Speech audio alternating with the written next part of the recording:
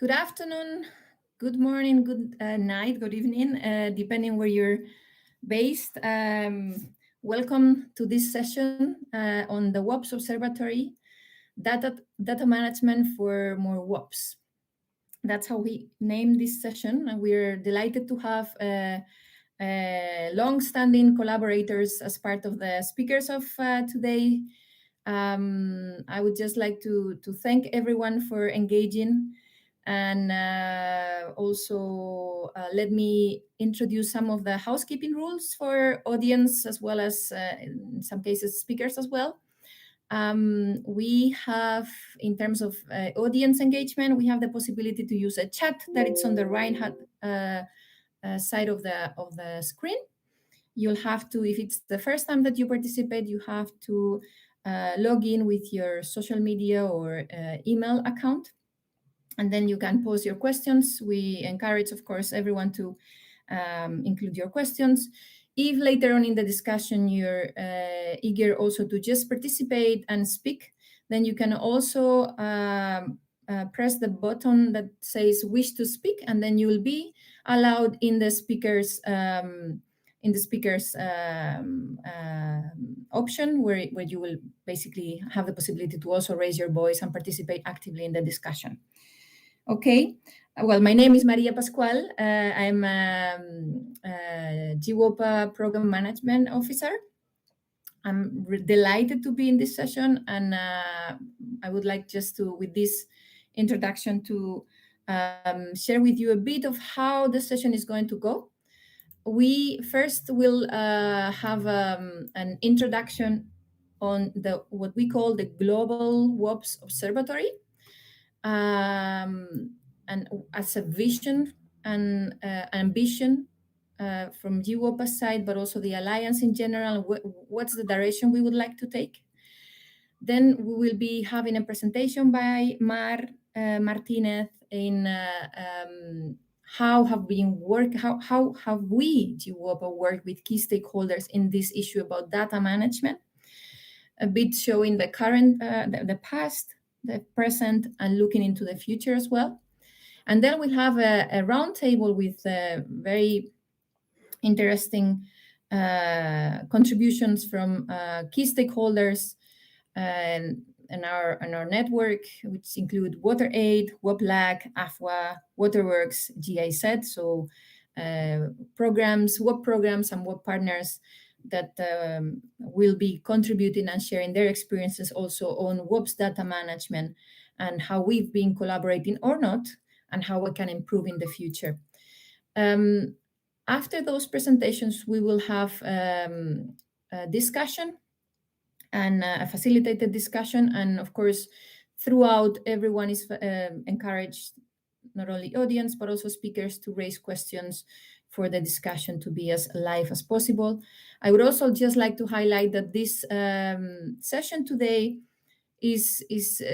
can be conceived more as a working session than rather just as a main session of the Congress, in the sense that it's an initial conversation between key stakeholders on how should we align in collaborating in data management, in exchanging data, so that we can make the best out of data. And with that, I would just like to start introducing the what we call WOPs, Global WOPs Observatory idea. I'm going to try to share my screen. See if it works. Okay. Is it visible right now?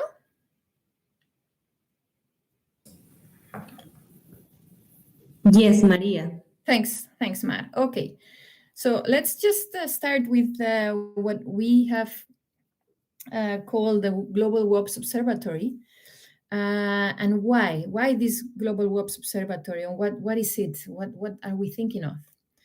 Now, we've all seen how throughout the Congress, we've seen several presentations that showed data on WOPs, data on the growth of WOPs, on where are WOPs happening, on how long and how large are their budgets, how large are the duration, if they are north-north, south-south, north-south, triangular, many different characteristics of the WOPs. And this has been a recurrent and relevant topic for GWOPA in the sense of trying to be custodians of what's happening worldwide in terms of WOPs. But of course, it's not only a matter of what's happening, where are they being implemented, how long, what are they addressing, but it's also, as we've been also hearing in the different sessions, it's also a matter of impact. And that impact, it's being reported in many different ways, and it's not necessarily reaching the key actors and key stakeholders that we all want for them to know about what is the impact of WOPs, okay? Now, why a WOPs observatory, and what do we mean by this? It's nothing new. We've been trying to play a role as observatory of WOPs from GWOPA side. We've been trying to capture what's happening on the ground and try to bring it in terms of numbers, statistics, maps, visibility on what's happening. But we are noticing happily a trend in the scale up of the practice. We are seeing that there are many more WOPs being implemented in many different regions with different sizes, different shapes, different duration, different donors. And what so far has been reported, and data collection wise, it's been collected in a, let's say, we can call it a bit of a more rudimentary, not so systematic manner. We feel the need as GWOPA, but also as a sector, to really consolidate our efforts and try to align as much as possible. Because at the end of the day, if we join forces on this, the kind of messages that we can bring across to key stakeholders like donors, international financial institutions, governments, etc., to try to scale up the practice will be much stronger. So at the end of the day, what we want to do is try to use the evidence of what's happening on the ground in order to really be able to knock on the doors of key stakeholders that can help us all to scale up the practice, and at the end of the day, of course, scale up the impact, which is what we all want. Now, I'm just here, this is like a bit of just a little representation of the many actors that are engaged in WOPs, just to say that we need to collaborate further. Now, here I'm just illustrating an idea of how the flow of the information is working so far, and what we are leaning towards in the future. So as you can see, we've been collecting data, and Mar will elaborate much more later in her next presentation. We've been collecting data in many different ways from our past and current database, which was, as it was mentioned before in some sessions, it was a voluntary database where key WOP practitioners any WOP practitioner could enter their data about their WOP. We've been collecting data in a more systematic manner, particularly with WOP platforms once a year on the WOP programs that they have in place, the projects, duration, funding, key topics, etc. Certain elements that are basically informing about the design of the WOP, not so much about results so far, but the design of the WOP. We've been collecting rarely and punctually data from programs as well. And as some programs have the information already almost accessible, some others not so much. But we are filling, of course, gaps in all these procedures that we have at the moment in place with the objective of having a consolidated database where we can analyze and bring across the magnitude of the WOP practice these days. So now what are we moving towards? What would we like to offer as GWOPA to our key long-standing WOP practitioners, actors, and newcomers as well, in order to make this process as easy as possible? Okay, on one hand, in terms of infrastructure, we are designing a database that is meant to be with higher rigor in terms of the information that it's collected, but also with an added value to the users in terms of the possibility for them to also manage their data through that database. We call this the portal.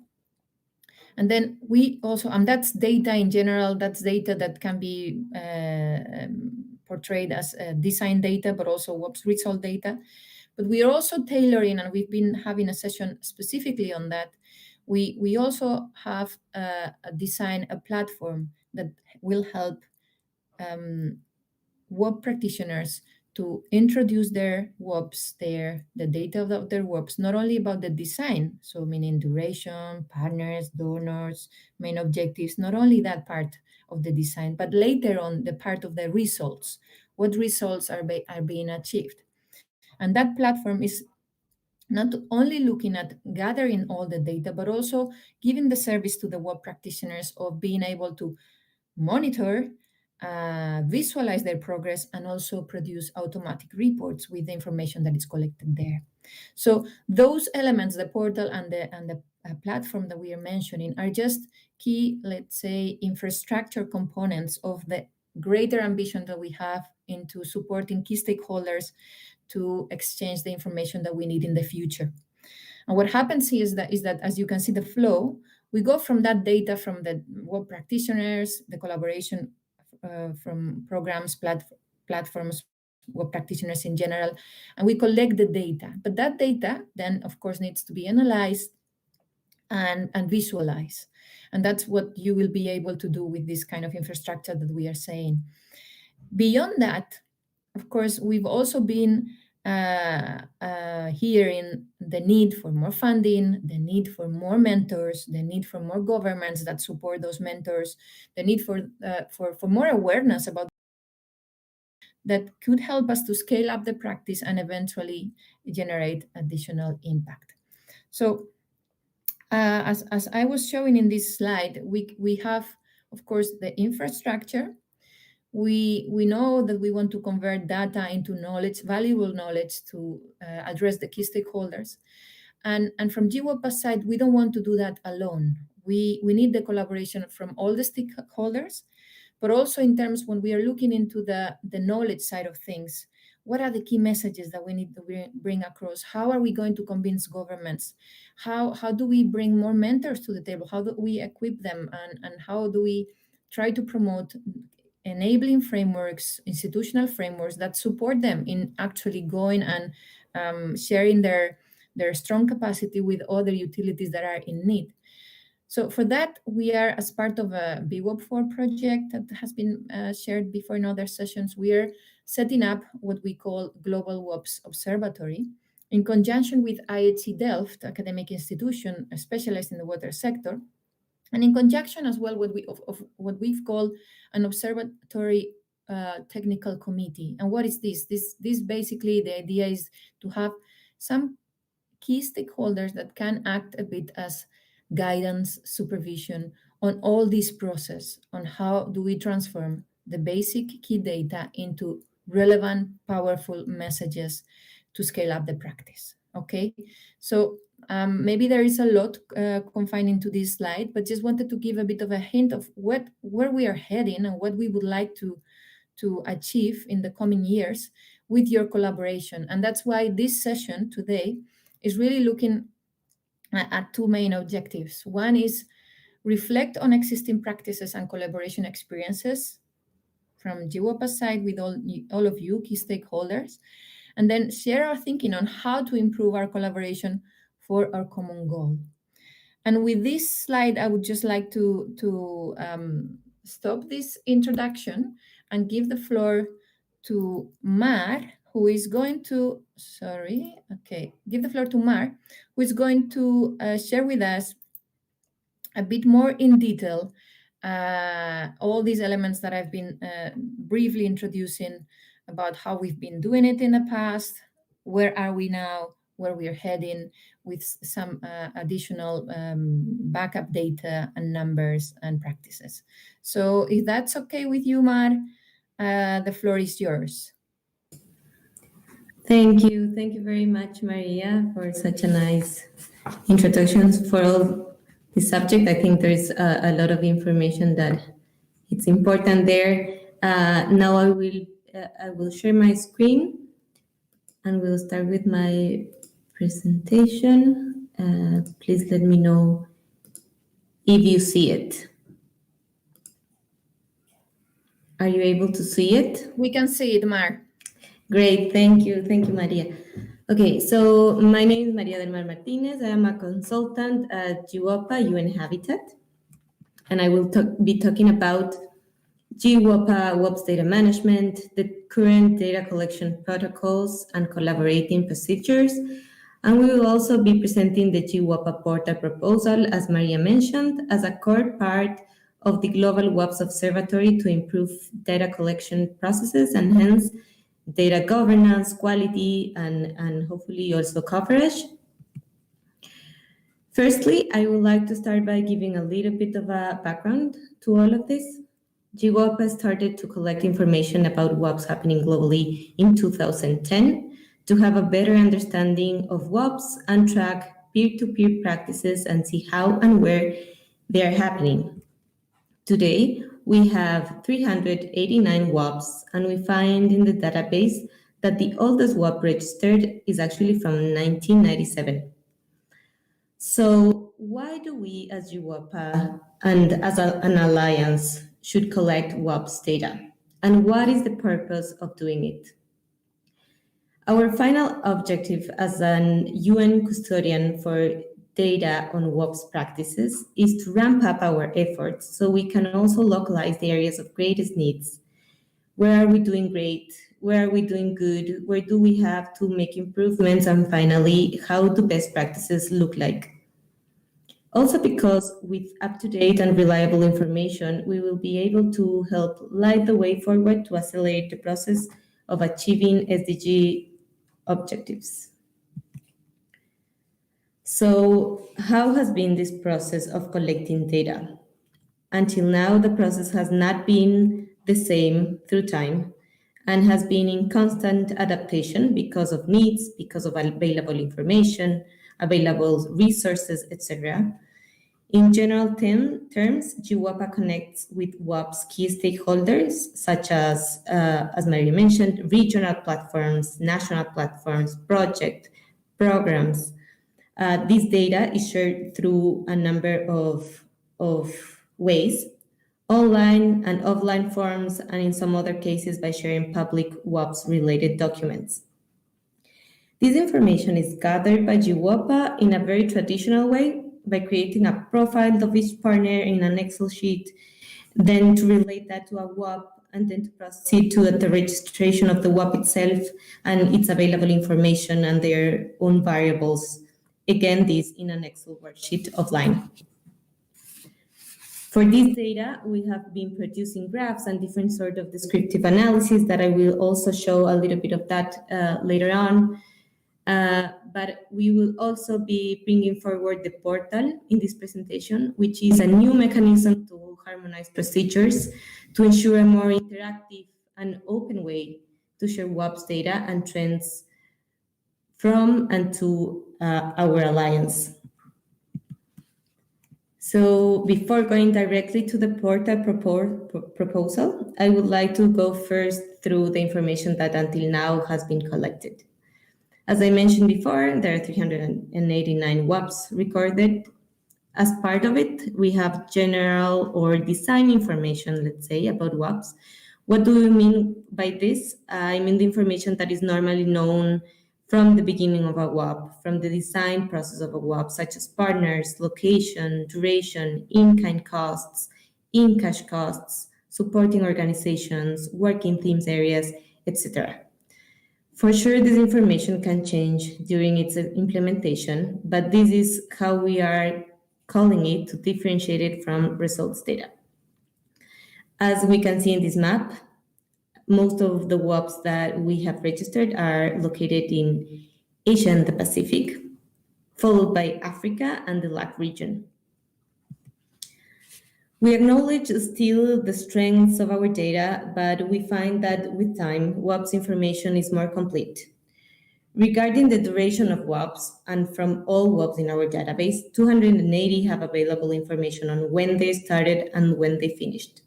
As you can see in the graphs from the available information, on average, the duration of a WOP has fluctuated from 1.5 years to 3 years through time. The x-axis or horizontal axis shows the starting year of a WOP. So, for example, in 2014, the average duration of a WOP was 1.5 years. On the pie graph, we see WOPs categorized by 3 ranges of duration, being almost half of them located in the medium term, let's say, duration, which means from 12 to 35 months or to 1 to almost 3 years. And 34% are long-term WOPs, which means more than 3 years. Collecting information from the location of partners allows us also to do WOPs constellation analysis, as we like to call it. This is relevant in the sense that we can capture the trends and the shapes of partnerships that are going on. Where do mentors and mentees come from? But more importantly, it's very interesting to see how WOPs dynamics have been changing over time. We can see that the south-to-south partnerships, for example, have slightly increased in relative terms, of course, because these are percentages from all registered WOPs, which gives interesting information given the fact that most of these south-to-south partnerships are intra-regional, meaning that there is a potentially similar social, economic, environmental context between partners.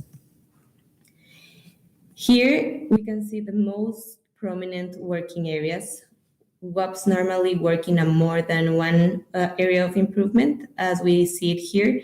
Non-revenue water and operation and maintenance are historically the most recurrent areas of work among WOPs, but we also see that lately there is a bit of diversification and non-traditional working areas going on, such as human resources, water quality management, and gender mainstreaming, which shows the potential and the flexibility of WOPs. We recognize, again, that our data is still referential, and this is why we are working on actions for expanding our network and exchanging information in a more harmonized and in a more interactive way. As part of those actions, we have been developing the WOPs portal. The portal is an online space where key stakeholders will be able to directly share and feed WOPs information to our Alliance database, and where they will also be able to see and use automatically up-to-date WOP trends by the portal dashboard. We think that the portal will also be a way to promote transparency, good data governance, and through the dashboard, of course, our network will be able to see and make use of the most relevant information extracted from the database. So I think this will be very interesting to all of us. The efforts of building this portal has entailed a complete scan of data sources, data flow, and all information storage places, having into account operators' profiles, information, WOPs, variables, supporting organizations' information, among so many others. All this information was systematized to design a coherent tool to ensure a practical way of gathering information and display it in a friendly way. And this is still in the making, by the way. To finish with my presentation, let me show you the proposed structure. I think Maria also did that, but let me show you in this way. Of course, the main pillars of all of this is the WOPs Alliance, the key actors, and even the individual WOPs. Key stakeholders are the ones collecting and providing the information about WOPs. The proposal is for them to directly upload and update WOPs, design data, as I mentioned, through the portal, which at the same time will be monitored by GWOPA, and from there to spot and analyze key information for all the knowledge products to be produced by the observatory. Without forgetting what I mentioned before, the information dashboard that will be embedded in the portal, where the network will be able to see and use the graphs and data analysis. Lastly, I would like to say that we are looking forward I mean, this is only the beginning, and we are looking forward to having fruitful conversations with all of our alliance to make from this tool the best use possible and to see the best way to work collaboratively, collaboratively for more and better information about WAPs. Sorry about that. So let's translate these solidarity and community principles of WOPs also to data management. Thank you. And this is all from me. And thank you, Maria. Back to you. Let me stop sharing my screen. You know, Amar, maybe you can keep that last slide for a second. I would just like to make a remark. Perfect. Yes. Thanks so much, Mar, for this presentation and illustrating a bit the historical development of this data and how what are the gaps, what are the directions that we would like to follow. I think just to illustrate what Mar was saying, this last slide, yeah, when you see here a plus on the right hand side, a plus in blue, we should also incorporate there the information that will be coming from the platform dedicated, designed and dedicated for WOPs monitoring. In that platform, which we will not extend today ourselves and this, because there was another session on this particularly, but of course, if anyone wants to see more in depth what will be constituting the platform, we will be basically, whoever wants to work directly with this platform will be able to collect the data and enter the data directly and monitor and report directly from there. So then that way we would not be needing an extra information being shared, because that information will already be in the platform. So just wanted to make that point, Mar, and now if that's okay, you can stop sharing and we can start the initial round of maybe questions, if there is any. I don't see any in the chat, but I would also maybe encourage speakers to raise your hand if you have any question on what has just been presented by Mar or myself before we go into the round of presentations from all the speakers. Is there any question from any of the speakers that you would like to raise at this point? No, I don't see any. No, okay. If that's the case, then we can move on to the first presenter of today, and that would be Mr. Kavindra, who is a water aid senior manager working in the wash sector in Nepal. We are delighted to have you here with us, Kavindra. And if the technicians can upload the presentation from WaterAid, we could start with your presentation. Thanks so much. Thank you, Maria. Thank you, Giopa, for giving me these opportunities to share about this the data management and how we have been working in Nepal. Especially, we have the particular project of the beacon. Yes, actually, this is a very pleasing moment to how we share about how we have been maintaining the data. So can you, and for this slide, actually, you can see on the logo, we have the learning is a good partnership. There is a government logo in between, in the central, and we have a Nepal Water Supply Corporation. We have the England Water Alliance. We have a WaterAid, and this all the logos partners. Actually, we have been nominated as the Beacon project. So can you go on next slide, please? So yeah, as for the content, definitely I will briefly mention about the introduction, co-creation strategy, roles, responsibility, and data management process, current challenges, and some of the lessons learned with photographs. So next slide, please. So quickly introduce about the beacon. Actually, I have already mentioned, so this is one of the unique partnership. This way, there is already the supporting by the UK water company. We call the England Alliance, and there is a Nepal Water Supply Corporation, Ministry of the Water Supply, Lahan municipality is one of the municipalities, and of Nepal.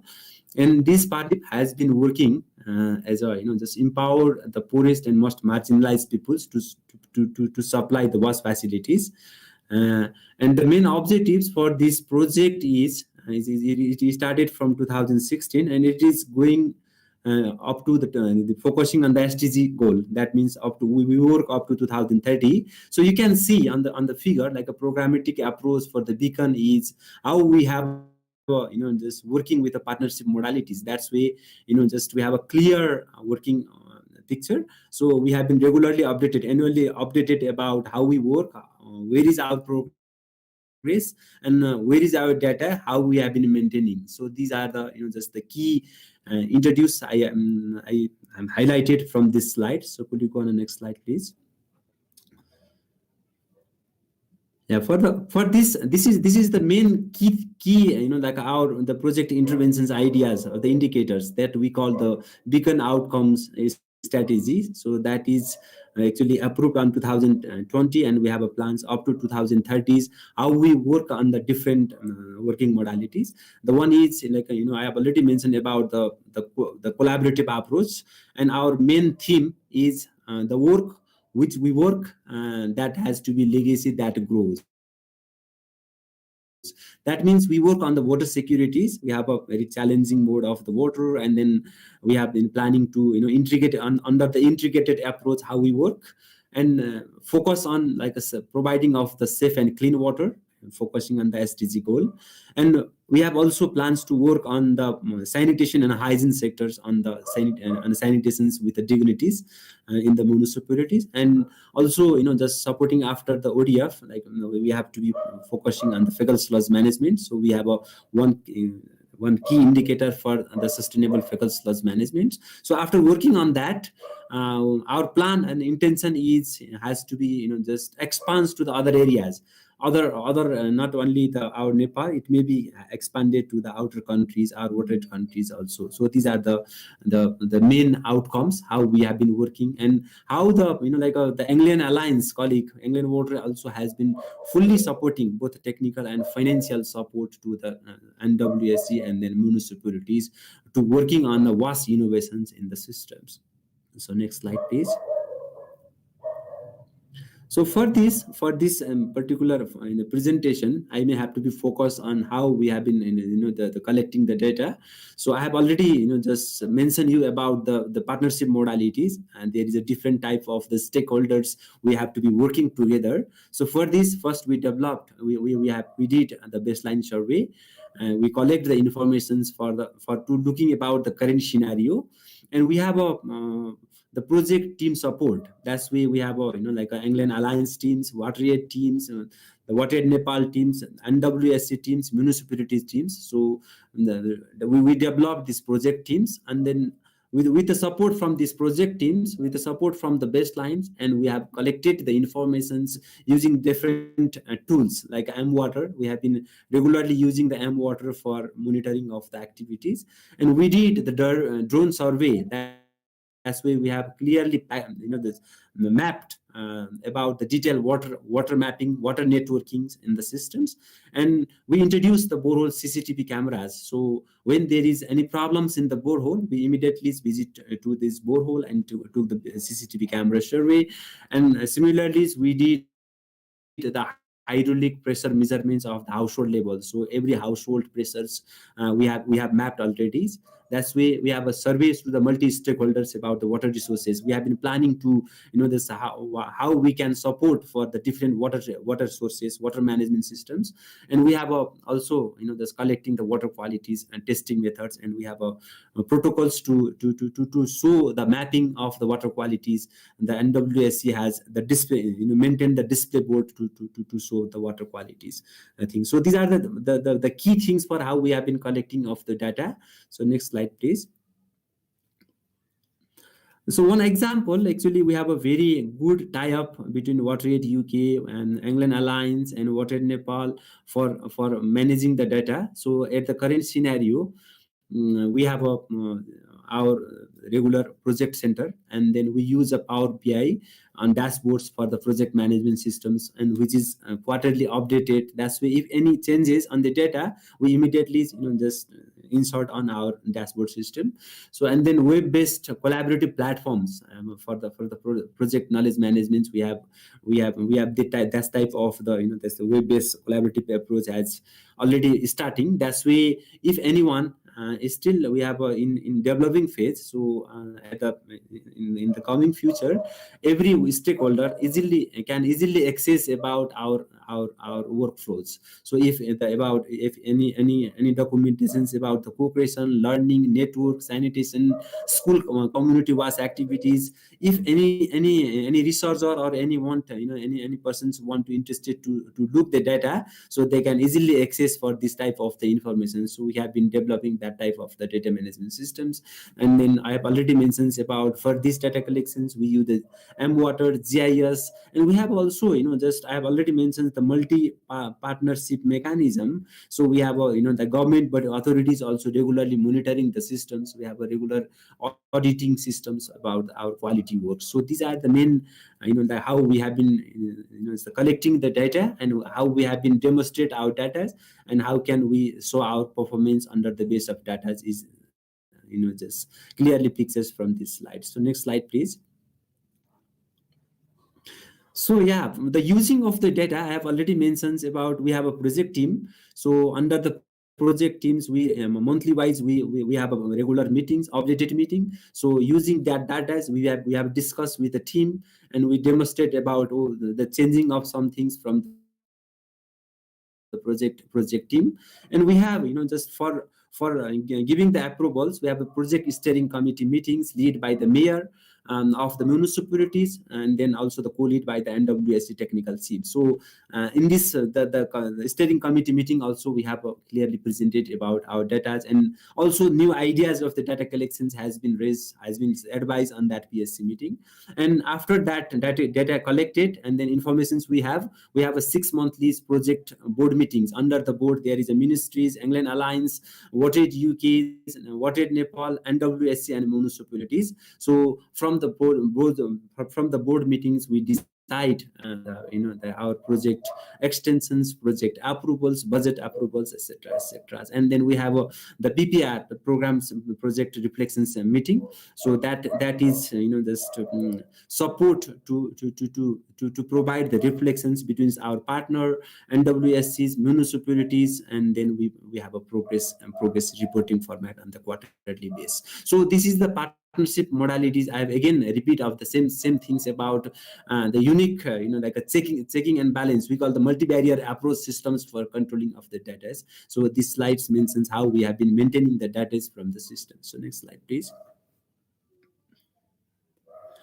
Although there is a many good thing for there is also a lot of challenges as well, because as most of you know about like in the government sectors in the developing countries has still not the separate mechanisms for the data management and data systems. So it is one of the external type of the challenge.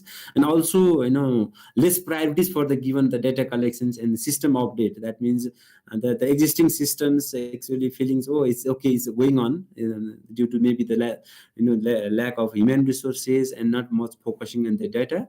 And most systems are usually managed by the manually, so this is also one of the challenges. And also notice about some of the challenge about the knowledge for the data management. And for the internal part, definitely it's just we have been working on the two systems. One is what rate our one data management systems, and then also follow the government data management like NWSC and municipalities has also their one of the data management system. So for balancing and for working together is also the one of all the good thing, but this is the part of challenging as well. Next slide please. So we have also thinking about the way of solution for the challenges. And that's we need to provide the support for the local governments, and so on the importance for giving the prioritizations of the data management. So government has to be give a full like a focus on how maintain the data smartly. So the separate units required for the utilities to the data management and documentation. And also just like as Maria has already mentioned, just globally how we have been supporting. So the GeoPA partners can also support for how the utilities like the beacon has been maintaining the data, and how we have been working collaboratively approach can be also one of the solutions. Getting ideas, feedback from such type of the congress is also one of the way of solution. And also just introduce the digitalized data management systems. I've already saw about that the digitized theme of data management can be also practiced. And after doing on some particular area, let's say from the Lahan, we may have to widely replicate the same thing in the data management procedures for the Nepal as well as the other countries on the water utility partnerships. So these are the ideas of the solutions for addressing the challenging. So next slide, please. So some of the lesson learned is similar to the way of solution. Actually, we have a very good learning and about there is need for the clear learning and knowledge management strategy for the working partner. That's why every if the beacons can develop one of the clear strategic things for the data management, and has to be work by the all NWSC municipalities, so that will be the very good for all. And we have a 3 tiers of governments. That means federal, province, and then local level governments. So these governments from the higher level, from the central levels to the local levels, has given high priorities for the lesson for the data management. And already mentions about the more capacity building on data management is required to show off the performance. That is a support for the decentralized approach on the water utilities from the ground root level. So these are our listening learns. And stress on data management is for regular meeting and communications part is most essential, so that everyone has to be clear understandings. For example, if understanding of the NWSE and then understanding of the water rate if different, so there is very difficult for challenging to the communications. So that's why there should be the clear a communication channel should be required that clearly give the ideas from the data data management. So the full support from the key decision maker, this is a very good learning. Everyone in this the current scenarios in the beacon, everyone has the same understandings, same of the one planning mechanisms. So we have developed the result frameworks, consultations with every stakeholder. So this give a very good the performance from the beacon learnings. So next slide, please. So these are the just the focusing on some. I've already mentioned about the using of the drone survey for developing of the pipe networking systems in development, pressurized systems. So these pictures give us clear ideas about how we use a drone surveys and mapping of that and the communities of the Lahan. So next slide, please. And the same way we have been using for a different type of the aerial mapping systems. That's why we have now clearly present that the networking, each household level pipe network, its connections, every like a type of the valve chamber fittings, where it is can be shown from this type of the the drone, the mapping systems. So this also give a clear like a data for any like the local government bodies. So next slide, please. Yeah, this is the same thing about the hydraulic moldings, and then DMA. We did a planning for controlling of the pressurized systems on the NWSC water utility mechanisms. So I will stop here. So hearing from you, respected audience, to give some of suggestion ideas, and then happy to just give you some of answering or some of your happy to collect your suggestion and feedbacks. Thank you. Thank you very much. Yeah. Thanks a lot, Kavindra. Thanks for your presentation. You actually got us by surprise by bringing us through the data management insights of a project itself beyond the WOPs, let's say, design data and WOPs results. We went into a journey traveling through through all the data management practices that you have in your own project, which is, of course, very interesting, and that eventually, of course, that will inform later on results on the WOP. We would have, I was just confirming, we would also have later on Jane Cole from WaterAid as well, your colleague, who will, in the discussion part, who will be complementing as well, informing us about the WOP design elements and WOP results data management within WaterAid as a program. So we'll just have to wait a little to get to know that part of WaterAid as well. So thanks a lot for your presentation. And I would just like to give, well, first, if there is any question, I don't think there is any question at the moment, not from the audience, not from the speakers. So I would like to give the floor to Mrs. Monique Sobo Aboaka, who is the monitoring. Hello? Yes. Hello. Yes. Can you hear me? The monitoring, evaluation, and learning manager in the Africa Water Association to bring us through their experiences in data management as a program. So thanks a lot, Monique, for your participation. The floor is yours. Thank you, Maria. Thank you very much for this opportunity. I'll speak in French as the presentation is in English. Donc, bonjour tout le monde. Je suis Monique Awaka, responsable du suivi et évaluation à l'Association africaine de l'eau. Je vais commencer par vous présenter brièvement l'AAE avant de passer au mécanisme de collecte et de gestion des données de l'AAE. Next slide, please. Next slide, please. Donc, l'Association africaine de l'eau existe depuis 1980. No, back to the other slide, please. Elle regroupe des sociétés d'eau et d'assainissement de l'Afrique, des régulateurs ainsi que les industriels du secteur et d'autres parties prenantes qui sont issus de 43 pays au total. Et les sociétés d'eau et d'assainissement approvisionnent une population d'environ 460 millions de personnes en eau et en assainissement. Next slide, please. Alors, la vision de l'AAE, c'est d'être reconnu comme un leader dans le renforcement des pratiques de gestion des services d'eau et d'assainissement pour soutenir les objectifs de la vision africaine de l'eau 2025.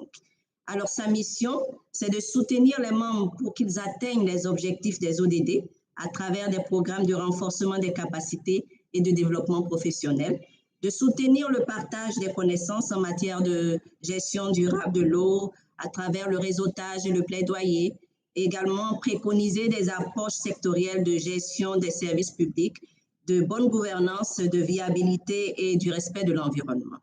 Next slide, please. Alors, les programmes WOP de l'AAE, il y en a eu de 2010 à 2019. Pardon. D'abord, le premier, c'était le WOP Africa, qui était un programme d'apprentissage entre pairs sur l'eau non facturée et en assainissement, en gestion des boues de vidange, gestion des déchets solides. Après, il y a eu Africa, qui est un programme de renforcement des capacités de l'AAE, également des opérateurs. Alors, le volet WOP avait pour objectif le développement des capacités des laboratoires de qualité de l'eau potable. C'était financé par USAID, on avait 2 mentors et 7 mentees.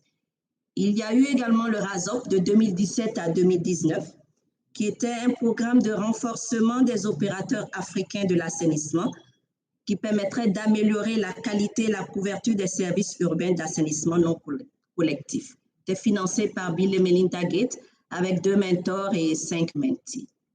Next slide, please. Next slide, please. Alors, les programmes WOP en cours qui vont de 2020 à 2023, nous avons la phase 2 d'Africa qui vise le développement des capacités des services publics en matière de gestion de la qualité de l'eau et de l'eau non facturée. Et également, nous avons le SAO Suisse qui porte en fait sur l'amélioration de la capacité des acteurs africains de l'assainissement pour la mise en œuvre d'un assainissement inclusif à l'échelle de la ville. Et enfin, nous avons le programme WOP OFIT qui vise le développement d'un plan d'amélioration durable pour la réduction de l'eau non facturée et l'amélioration des services aux ménages pauvres, qui est financé par OFIT UN Habitat avec le soutien de DIOPA. Next slide, please. Nous allons passer à présent au mécanisme de suivi et de collecte de données. Alors, nous avons différents outils de collecte ou de cadres de collecte selon les différentes étapes de l'approche WOP. D'abord, nous avons des profils des bénéficiaires qui sont renseignés par les bénéficiaires eux-mêmes, des missions exploratrices pour pouvoir connaître un peu l'environnement du pays et également une vue d'ensemble de l'organisation du secteur dans le pays, et le checklist pour l'audit diagnostic du Menti, qui permet d'évaluer ses capacités organisationnelles, techniques et également commerciales et financières. Et nous avons différents canevas de rapportage pour les missions d'audit, de benchmarking et formation.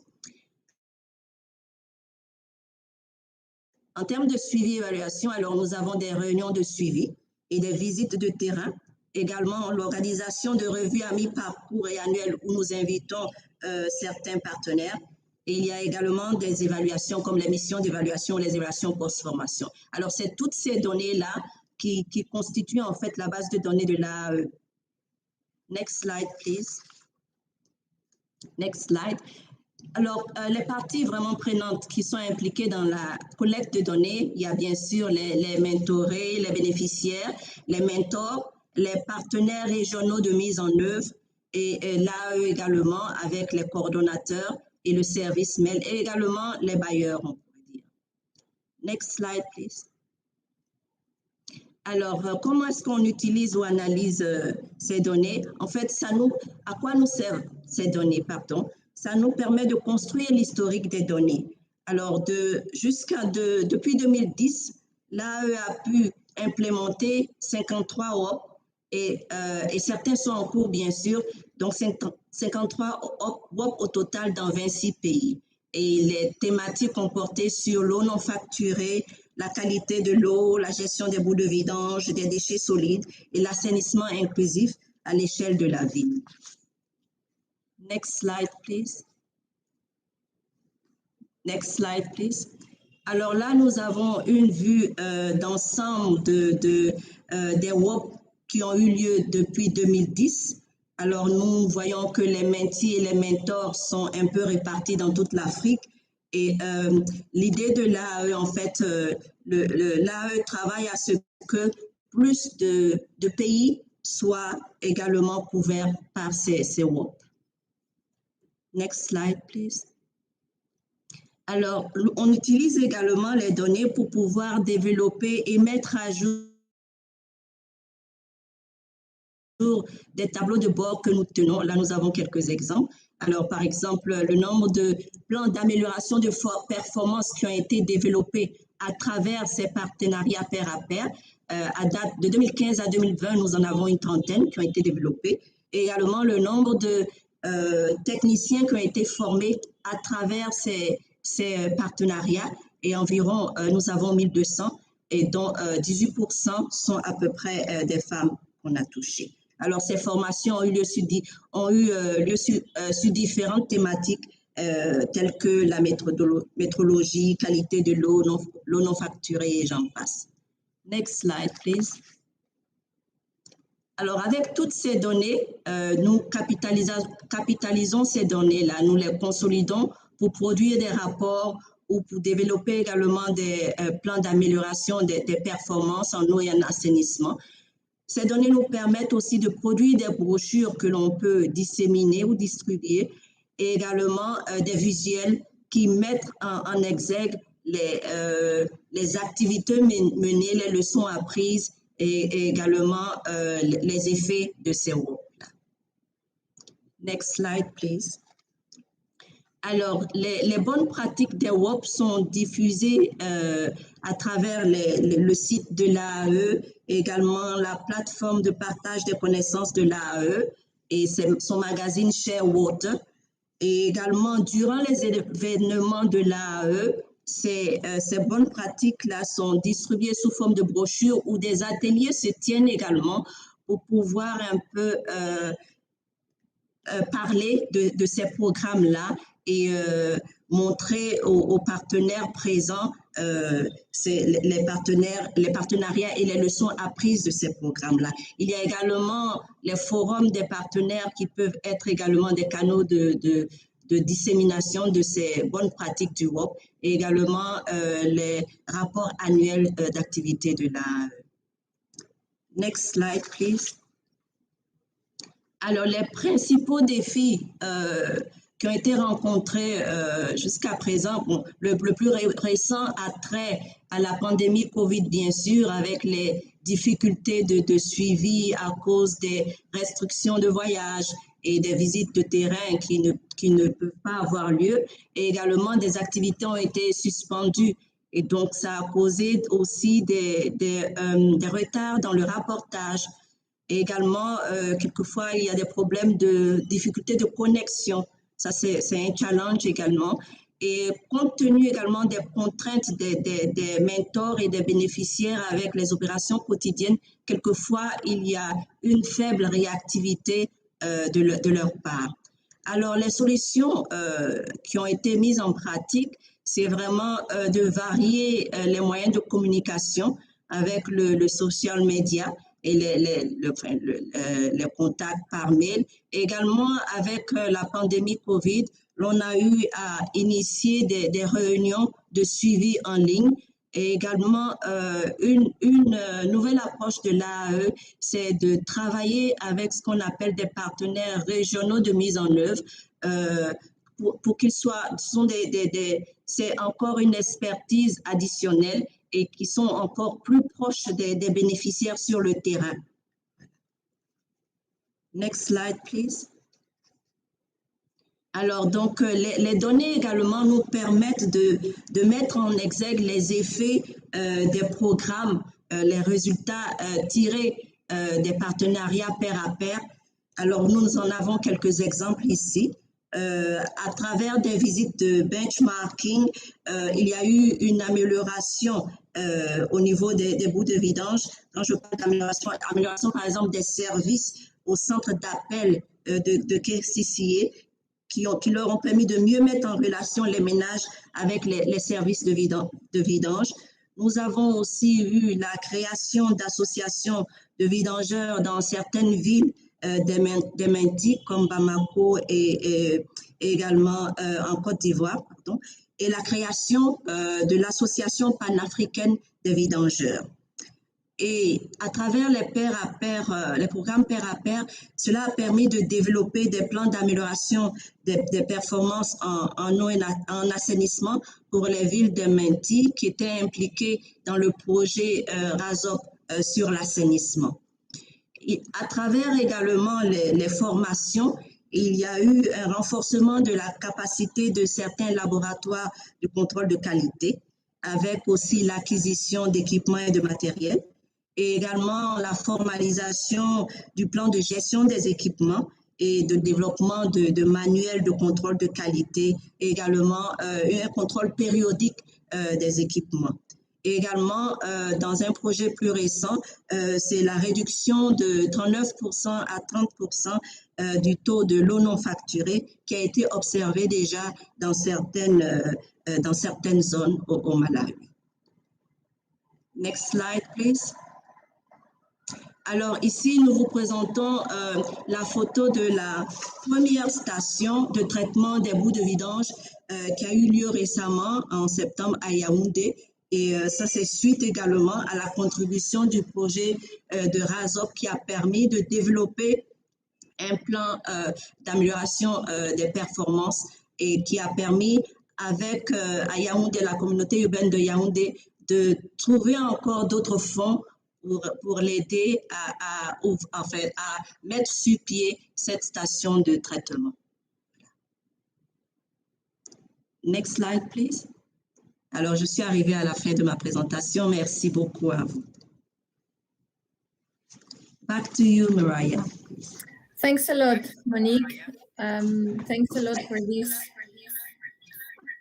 There is an echo. Can mics be muted?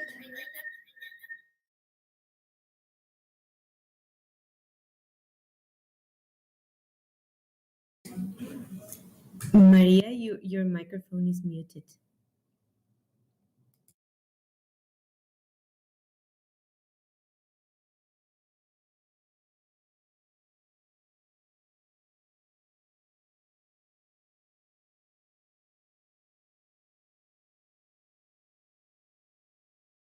can you hear me well?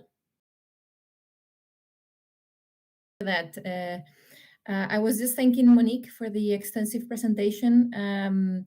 We've seen that from the perspective of a program, when it comes to data management, not only the data management on WOPs, a number of WOPs, and you've presented very nice and interesting data, number of WOPs, number of people trained, also KPI indicators that you're monitoring on the different projects, number of interventions, etc.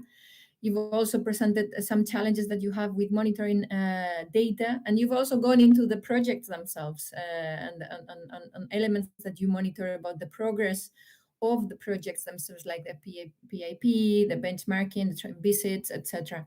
So we get an overview of the type of monitoring that you conduct in AFWA, and this is very useful information for later discussion. So thanks a lot. I would like to give the floor now to another WOP regional platform in Latin America. So I would like to invite Valeria, please, to join and present the experiences of WOPLAC. Valeria is leading the regional platform in Latin America, and it's based in AISA. So Valeria, the floor is yours. Thank you, Maria. Thank you, Mar, for this invitation to participate in this session today. I think it will be very interesting to share how we work in the different platforms and how we manage the information. So I'm going to share we are going to share my presentation, and I'm going to turn into Spanish to do so. Okay. Next, please.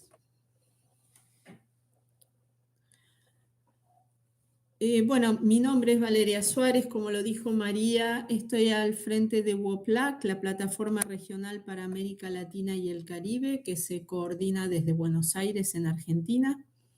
Y antes de empezar, quisiera que tuviéramos un pequeño panorama de lo que es la región y de cómo trabaja WOPLAC. Nosotros estamos en una región donde el 75% de la población cuenta con agua potable gestionada de manera segura y el 31% de la población con saneamiento gestionado de manera segura. Y donde solo el 20% de las aguas residuales reciben algún tipo de tratamiento antes de ser vertidas al ambiente. Tenemos ciudades grandes, como pueden ver en la foto, donde hay una cobertura prácticamente del 100% de los servicios de agua y alcantarillado. Tenemos en la región también áreas rurales, donde las comunidades tienen que hacer un gran esfuerzo para poder proveerse de agua potable. Y tenemos, como lo ven en la foto de la derecha, zonas muy vulnerables, sobre todo en las áreas periurbanas, que no tienen acceso a los servicios básicos. Y en este contexto, como pueden ver en las tres fotos de abajo, tenemos operadores, una cantidad de operadores expertos que pueden ayudar y que pueden compartir conocimientos. Y entonces, uniendo las fotos de arriba y las de abajo, podemos ver que tenemos una gran oportunidad de realizar WOPs, porque hay muchos beneficiarios que necesitan incorporar buenas prácticas y también muchos operadores expertos que las tienen. Next, please. En WOPLAC trabajamos ya con más de 50 WOPs que involucraron a 43 operadores de 18 países de América Latina. Como ustedes pueden ver en el mapa de la derecha, la mayoría de estos WOPs son dentro de la región, son WOPs sur-sur, que involucran operadores de América Latina, que tienen distintos tipos de capacidades, y este es un punto importante para el tema del relevamiento de la información. Estos WOPs dentro de la región son generalmente apoyados financieramente por el BID, el Banco Interamericano de Desarrollo, porque los operadores que más necesitan incorporar buenas prácticas y aprender son aquellos que por lo general tienen menos recursos para hacerlo. También tenemos algunos casos de operadores de Europa, fundamentalmente de España, que han participado en los WOPs de la región, con apoyo financiero de entidades como, por ejemplo, la Cooperación Española, que también ha apoyado, GWOPA por su parte también en algunas oportunidades, y por supuesto el BID nuevamente. Next, please. WOPLAC es entonces la red de empresas hermanas de América Latina y el Caribe que promueve los WOPs en la región. Inició su trabajo en el año 2008 y actualmente desde el 2013 tiene un secretariado que está a cargo de AISA, el operador de agua y saneamiento de la ciudad de Buenos Aires en Argentina. La red tiene más de 100 operadores en este momento, miembros. Recibimos apoyo financiero del BID a través de una cooperación técnica que nos ayuda a llevar adelante las actividades y que, por supuesto, como donante va a requerir información sobre las actividades. También integramos GWOPA, que trabaja para inspirar, guiar y monitorear los WOPs que contribuyen al cumplimiento de los ODS y que también va a requerir información periódica sobre las actividades que lleva adelante la plataforma. Y luego tenemos un comité directivo que anualmente evalúa y aprueba el plan de trabajo, que promueve actividades de la plataforma y que propone actividades. Y que, por supuesto, una vez más, va a también necesitar información sobre lo que se hace en el marco de WOPLAC. Next, please. ¿Cómo se genera un WOP en América Latina en este momento? Hay un operador que acerca una expresión de interés a la Secretaría de WOPLAC. Y esta expresión de interés puede ser espontánea porque tiene alguna necesidad o puede darse, por ejemplo, al finalizar algún taller sobre algún tema específico que sea de interés para la región que desarrollamos periódicamente y donde el operador haya encontrado un posible mentor para llevar adelante un WOP. Luego de esta expresión de interés, se identifica a la contraparte o al mentor que podría funcionar en este WOP. Como les dije antes, puede ya venir identificado por el operador beneficiario que propone a un mentor o puede ser identificado desde la Secretaría de WOPLAC.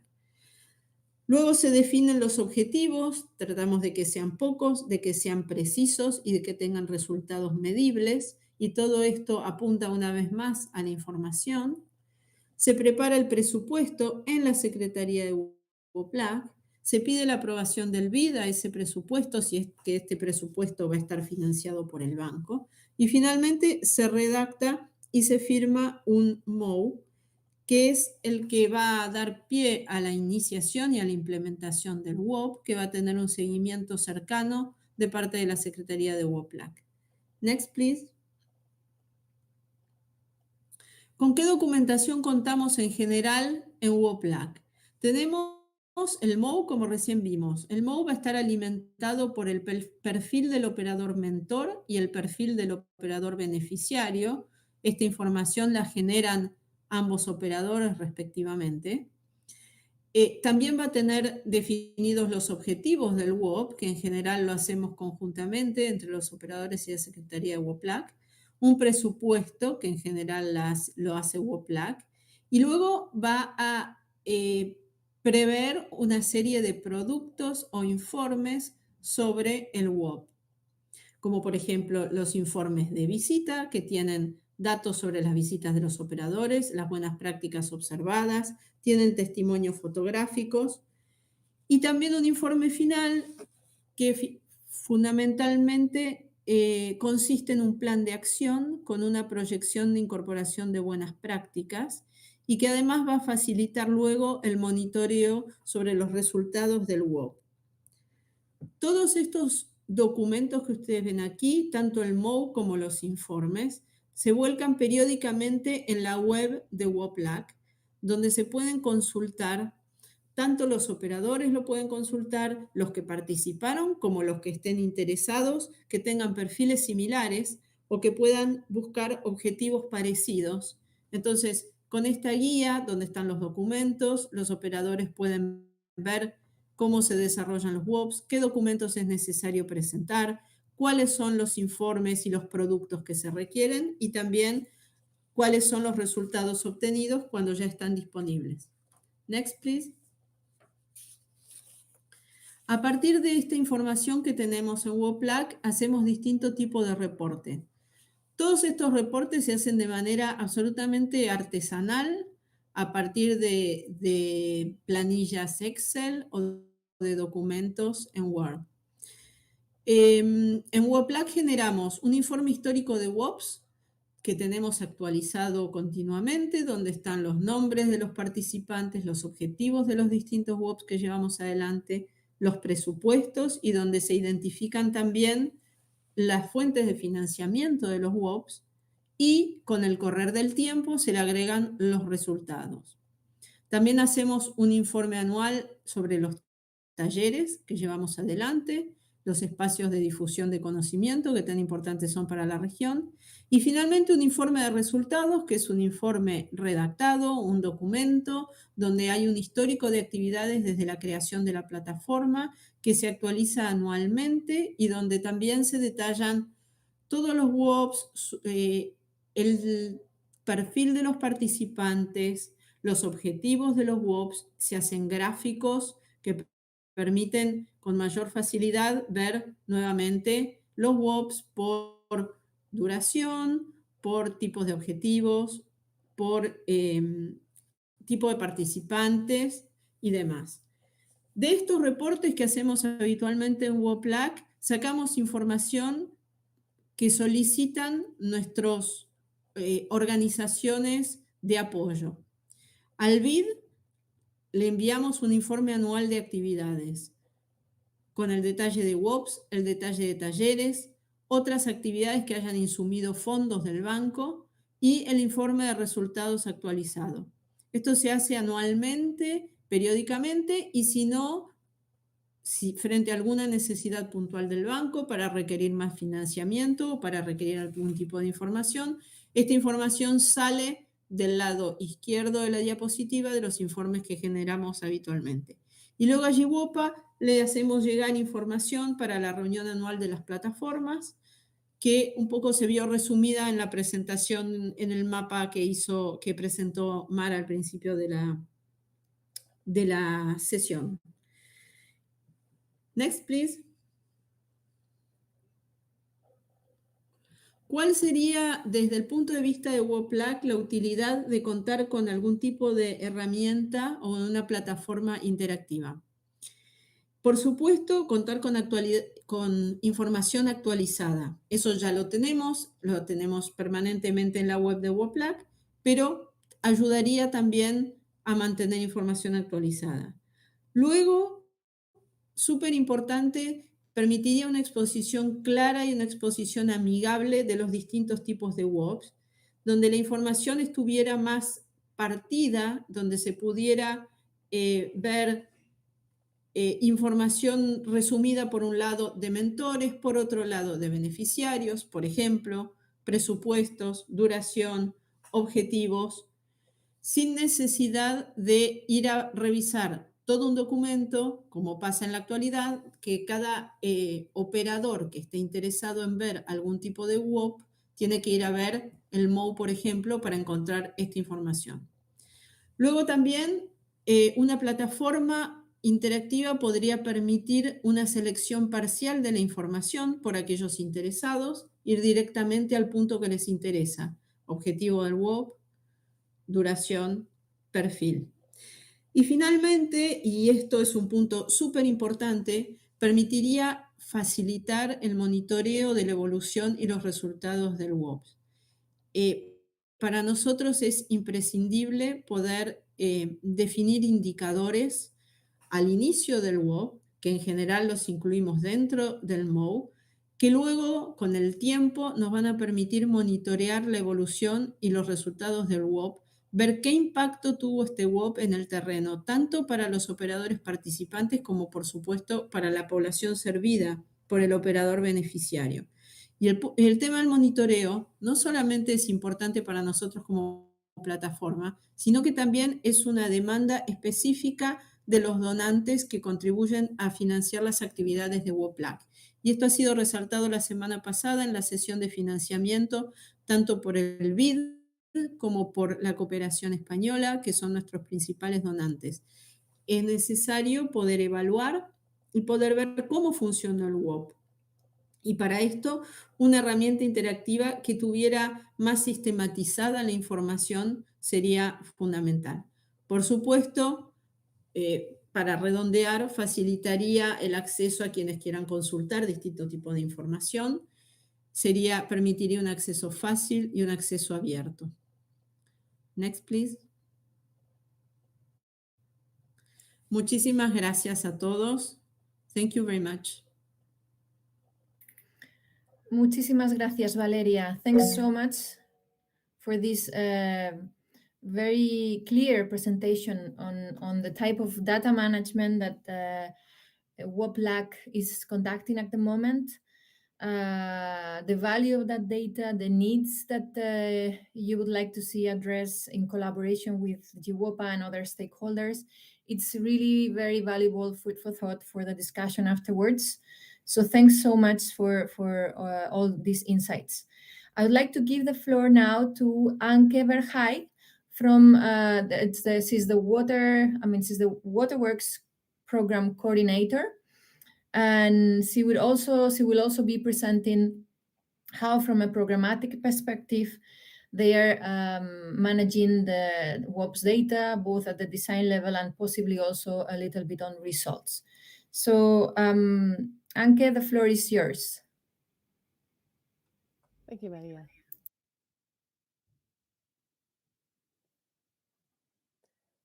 Yes, as Maria explained, I'll be introducing you the Waterworks framework that we use for data management for presenting the results. Next slide, please. First, I'll introduce you a little bit in what is the Waterworks program. It's a long-term program between all 10 Dutch water utilities, the Dutch Ministry of Foreign Affairs, and 39 utilities in selected cities in Africa, Asia, and Latin America. And it's a long-term partnership. It started in 2016, and we aim to collaborate with all these partners until 2030. The two main goals of the program is, on the one hand, performance improvement of the water utilities with the aim to work towards sustainable water services, and on the other hand, to provide basic or safely managed services for 10 million people in the selected cities, of which about 25% live in low-income areas. We do this through WOPs, through peer-to-peer partnerships between water and sanitation service providers to improve their operational performance. We also mobilize and acquire finance for infrastructure, because for this 10 million target we have, finding external finance is key. We also work on the enabling environment to sustain the results. We have 9 communities of practice for knowledge management across the WOPs and utilities. And we work on staff and organizational capacity development in several performance areas across all working processes. And to give you a bit of an idea, these WOPs are quite big, with a budget for, in the first phase of Waterworks, which is from until the end of 2021, between 2 and 3 million euros per WOP. Next slide. So design data. Well, the partners, the Dutch partners, as I said, 10 Dutch water utilities are included, but also the 39 partners in Africa, Asia, and Latin America. And the location, a specific region, the city or the towns, the duration of the WOP. Well, for Waterworks, it's quite general. They all started the first phase in 2017, some a little bit later in 2018. And they all last for the first phase until 2021. And we aim to start the second phase in the beginning of 2022 until the end of 2026. And then after that, the third phase is supposed to start until the end of 2030. We also include data on additional partners. The embassy is often involved, universities, regulators, etc. Information on key stakeholders, the budget, but the most data includes the inputs, activities, outputs, intermediate outcomes, and final outcomes. So I'll be going a bit more into detail there. Next slide, please. So here I'm showing you the results chain, where I'll be going a bit into detail about what kind of data that we monitor. So on the one hand, the baseline, which is the description of the current situation, and I give you an example of NRW, which is a field that we often work in, where we work at the utility level, but also at the pilot zone. So at the baseline, we look for information both on utility level and on pilot zone level, DMAs often called. Then the input, of course, the input from the short-term experts, input for example, water meters and the budget, and the activities, the outputs, the intermediate outcomes, and the final outcomes. Next slide. Yeah, as I said, the baseline, it includes a problem description and also a performance assessment. So we look at the KPI performance. At the moment, we are developing the project plans for the second phase. So from the beginning of 2022 until the end of 2026. And here we are looking at the KPI performance of the previous 5 years that we worked with the utility. And we also assessed the maturity level of around 100 working processes. So we defined 5 levels of maturity per working process. And here we want to establish a baseline so that we can monitor the progress of the partner utility. And then, of course, as I mentioned, the input, which is the budget and the short-term experts. Next slide. And the outputs, this is something that we monitor each quarter. They are defined related to the maturity level growth of the selected working processes. So, for example, if a working process is defined to improve, for example, GIS, then the outputs related to that are trainings, developing a plan, the GIS system. These kind of outputs are related here. And here you can also see a list of outputs that we monitor. Next slide. I see here that unfortunately you cannot see the figures. But the idea is that here you see on the left-hand side, you see a spider web, including 11 main processes. Well, perhaps it works if I share my own screen. Can I give that a try?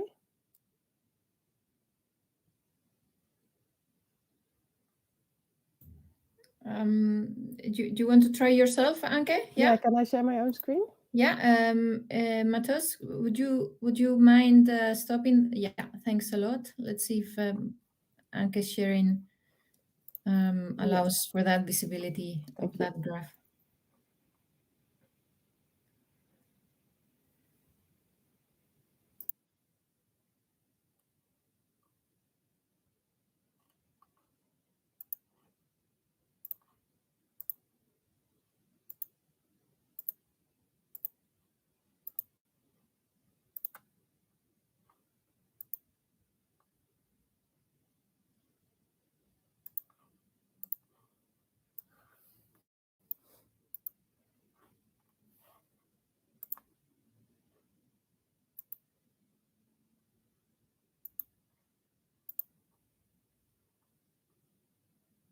We are seeing it now, Anke. Perfect. Oh, okay. You still see it? Yes, now we can see. Okay. Okay, so now you can see the graphs. I think it makes it a bit easier and, instead of me explaining it. So here you see the main working processes that we've selected. And this is an example utility that you see. So on the left-hand side, you see the current maturity level of all the main working processes, which are between elementary and basic level in general. And then on the right-hand side, you can see the target sub-processes, which are, as I said, in total, there are about 100 sub-processes, and this WOP selected 20. And of these 20 working processes, you see also here the baseline and the target. And you see that this WOP mainly focuses on commercial operations, on organization and strategy, on human resource management, on water distribution, and on asset management. And you can see that for this selected number of sub-processes, they aim to go from 1.4, so between elementary and basic, to level 3, which is good. So that's an example of how we are monitoring the intermediate outcomes and the kind of data that we look for. So it's as I said, a list of about 100 sub-processes that we are monitoring here for all the 40 partner utilities. When it comes to the final results are the KPIs of our partner utilities. It's quite a long list, and I didn't want to put it all on one slide. So you see a selection of KPIs here. Of course, these KPIs need to be established through variables, so those are included as well. But these are only the KPIs that we monitor. And what is important here is that we are monitoring, on the one hand, basic services, but on the other hand, also safely managed, which is important to also see the improvement of the services to the customers. And most of these performance areas are focusing on water supply, but we have a similar list for sanitation, which we monitor as well.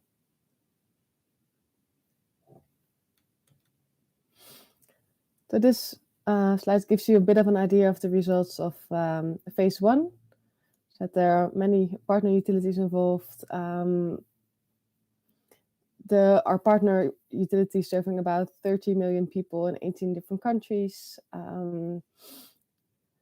Key is the number of deliverables, planned studies, and pilot projects. We've been working on the enabling environment, especially in Colombia, Ethiopia, Kenya, and Vietnam. We've organized a lot of capacity building events. DMAs have been installed. We've been working on investment plans, and one has been approved for financing so far. And on the other hand, well, because we are working with 39 utilities serving 30 million customers, for these customers, services has in some way been improved. And also 1.6 million people have been provided with first-time access to water and sanitation services, of which around 550 to 650 live in low-income areas. So some challenges collecting data. On the one hand, the reliability of the information. Sometimes it's difficult to assess how reliable the information is. As in the beginning, others also mentioned, water is being used, GIS, many different systems are used for this. But we really receive this information from our partner utility, but sometimes not all information is available or is very clear yet. Then, as I mentioned, we are also measuring safely managed water and sanitation. But sometimes, for example, for safely managed water supply, water should be available at all times. So in general, it should be available 24 hours a day. And to really monitor in each location whether or not it's available 24 hours a day, that's quite difficult. So therefore, we are measuring if all the customers have access to 50 liters of water per day, but this should also be established per region. And we are really focusing on that in the second phase of the program to gather this data. Then also some of our partner utilities are, for example, national utilities. So they have a lot of customers while we only focus on a specific region. And there we'd like to receive the data from the region, because otherwise it's not really clear what is the attribution of the WOP. And then sometimes there are national targets, for example, for NRW. It says that all the utilities should have NRW rate of 15% or less, for example. Well, sometimes that's not feasible for the partner utilities. So the targets then are set a little bit different compared to the national targets. And that's sometimes a a challenge as well. So how do we store, analyze, and use this data? We are storing them on SharePoint. For all the projects, everybody has an account, and all the documents can be uploaded to SharePoint, and we can work on it at the same time. And then we analyze it through Excel and Power BI and Power Apps. It's used for monitoring the progress, to identify best practices and also difficulties in the projects and act upon them. These best practices are also then used for knowledge management, as I said, in the 9 communities of practice that we have. We use it for reporting to the Waterworks Consortium, the management teams of the different partners, and the donor, which is the Dutch Ministry of Foreign Affairs. And we use it for communication practices. And what role does data play in mobilization for more and better WOPs? Well, better WOPs, that's of course very important. Project excellence, as I said, we want to learn from the experiences, from the best practices, and also from some of the challenges that are there. We're establishing case studies that are being used for lobby and advocacy. We use it also for mobilizing external investments, and of course for a proof of concept of WOPs, which is very important. So that was the end of my presentation. If you have any questions, please feel free to contact me, or to ask them now in the chat or during the discussion. Mm-hmm.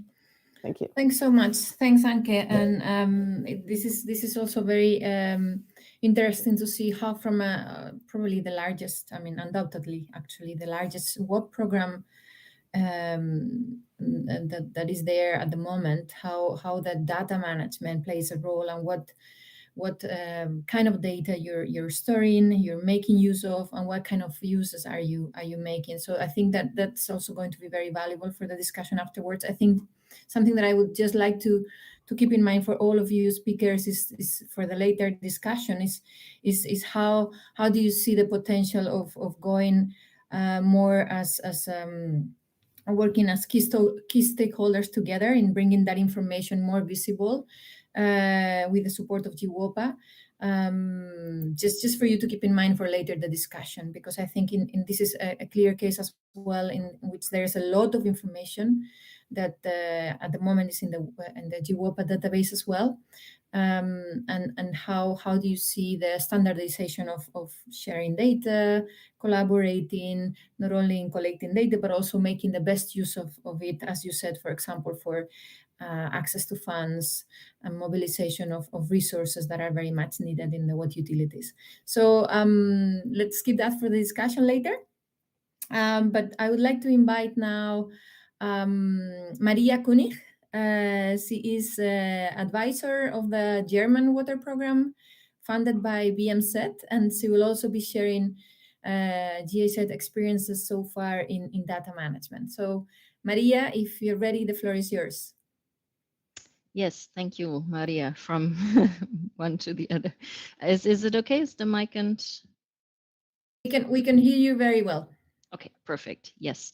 Thanks for introducing, and sorry to take more time before the discussion. So let me try and be short and sweet and leave time for discussion. As you introduced, I'm representing the program, the utility platform program funded by BMZ, but cooperating with other partners that you see presented here, and I believe also the program has been introduced a few times. So and also let me emphasize that this is also a presentation in cooperation with our colleagues from a so-called sector project advising the ministry directly on water policy, as we have a lot of common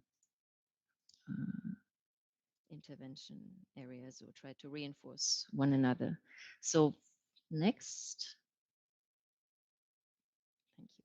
This is just a brief and not, with the additions complete overview so far as we stand, and also to say that this platform is for now, operating through pilot partnerships. So that's why we're in a process of learning, failing forward, collecting data, or collecting or thinking about ways of what data to collect. So maybe we're at a bit of a different stage compared to other projects that have been presented, which I guess also makes it interesting, and of course have been learning lessons so far as well.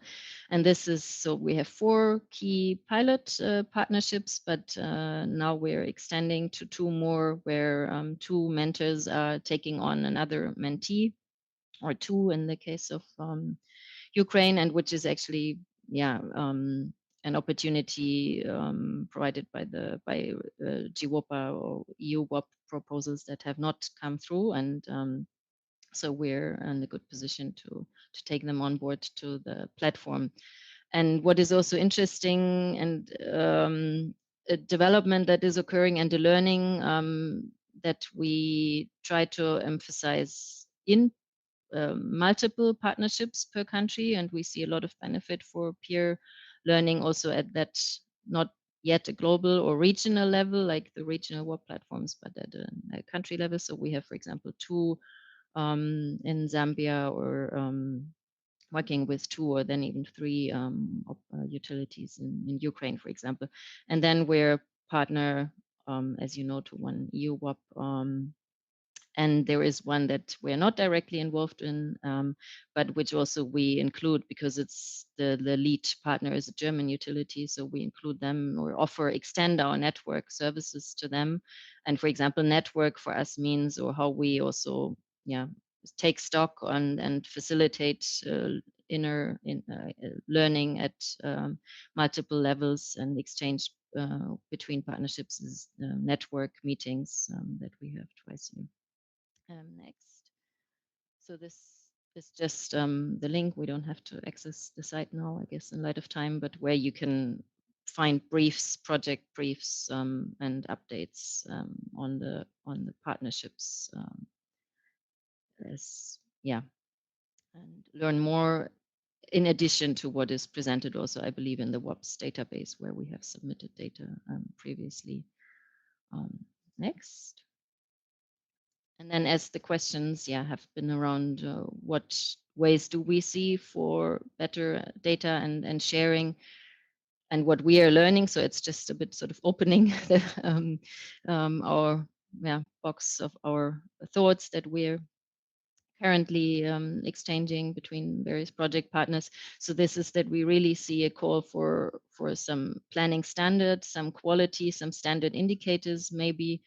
And as much as possible, of course, that's always a GIZ claim, we would say, to align with data that's anyway available, and that we've also heard in previous presentations with mentee KPIs, for example, and also where necessary, maybe to even add capacity development for that data generation. And what we see with WOPs specifically, maybe compared to also other projects, is of course we need good solid data. We've talked about that before, but then also allow the flexibility in this character of peer learning, and change in course, or partnerships, relationships that need to develop, and I guess that's known and not new to the circle. Again, a strong emphasis, we've heard that, I think, from Valeria also before, that on results, on impact, that we see. Maybe it's also a combination of quality, of quantity. Maybe there is good stories to be told and to be also, stored and recorded.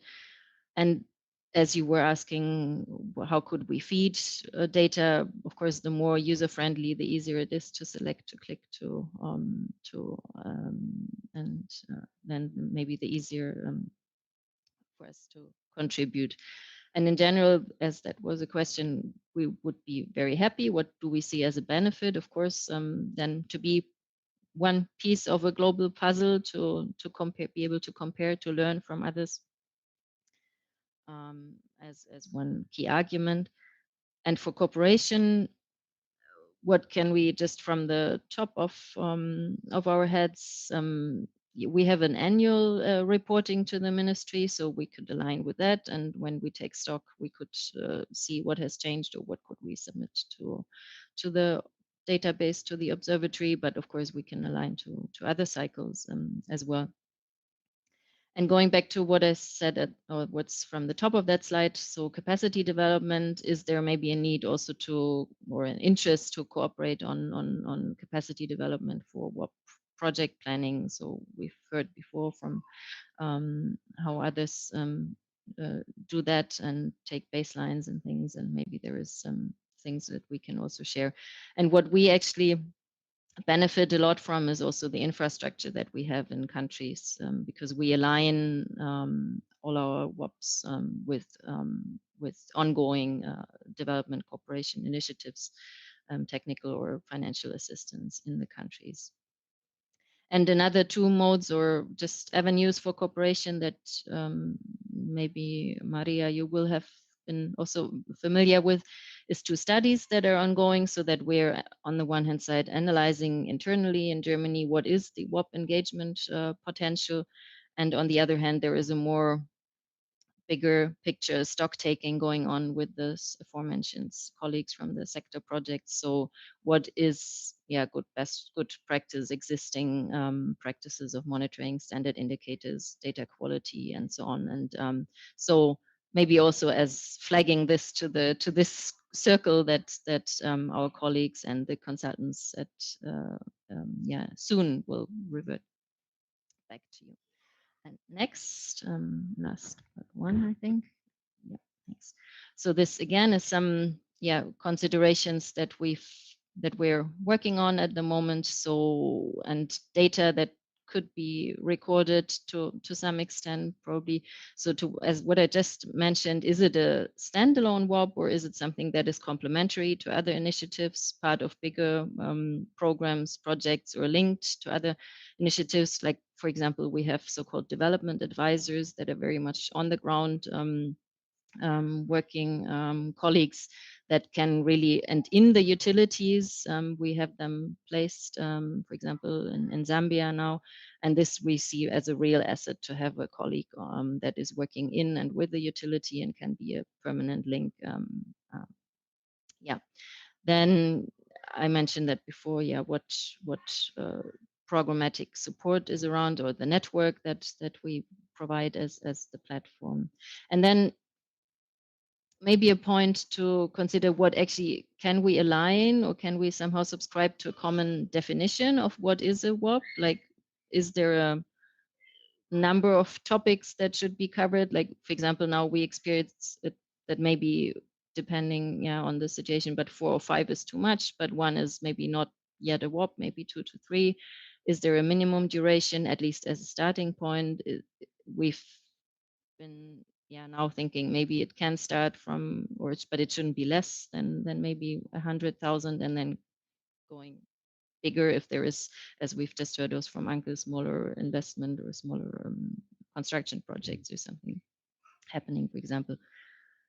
We would be interesting to see, is it, to what extent are there first time or mentors or with a history in WOPs? To what what country situation are we operating in? Can we have a global breakdown there? To what extent are we, what countries in terms of level of development, risk, conflict level are we engaging in? And what mentor-mentee sizes are we working with? Because we see a tendency maybe for bigger ones that have more capacity to free staff for international engagement, but we see many maybe mid-range, smaller size, or rural service area utilities that would benefit from a like sized partner in as a mentor. Anyway, maybe mentor-mentee is I understand some labeling to overcome, but just to use that maybe in that circle for now. And there could be other aspects to look at, and that we've just, I think also by AFWA, we've seen figures of gender, disaggregated data, and level and staff levels and people involved. And maybe what culture, what language areas are we servicing with these WOPs? We see English, French, Spanish, but we, for example, have Ukrainian mentees, and yeah, how many others are there, and where are we reaching them, and how? And for example, there we work through an interpreter, and that works really well. But is that the solution in the future? We have to see. Okay, but then maybe to come to an end, yeah, the study I mentioned before, and results impact. We've also heard about, so mobilizing investment. That would be, if we can record that sort of data, to what extent the WOPs contribute to that, and or like we've now we're experiencing a very good case of where an investment is being, the value is being enhanced because our mentors can give strong advice, can enhance the bargaining role of the mentee, utility to step up more firmly vis-a-vis the financier, for example, the consultants. There are stories that are also just developing if you see the WOPs taking shape.